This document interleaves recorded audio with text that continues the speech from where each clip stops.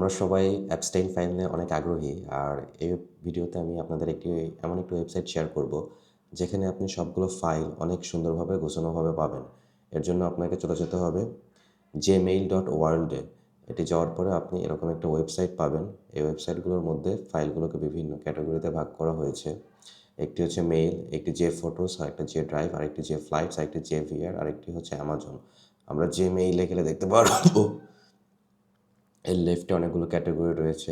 Jeffrey Epstein কাকে mail পাঠিয়েছেন, তার কাছে কি মেইল এসেছে, এছাড়াও পার্সন অনুসারে কনভারসেশনগুলো আপনি এখান থেকে খুঁজে পেতে পারেন। তারপরে রয়েছে হচ্ছে জে ফটোস। এখানে গেলে জেফ্রি এপস্টেইন কেস ফাইলের সব ফটোস এক জায়গায় পাওয়া যাবে। তারপরে রয়েছে জে ড্রাইভ। আমরা গুগল ড্রাইভের মধ্যে যেভাবে বিভিন্ন ডকুমেন্ট, ফাইল, ছবি, ভিডিও ব্যাকআপ দিয়ে রাখি, এখানেও সেরকমভাবে আপনি গুগল ড্রাইভের মতো ইন্টারফেসে জেফ্রি এপস্টেইন ফাইলের সবগুলো ফাইল পেয়ে যাবেন।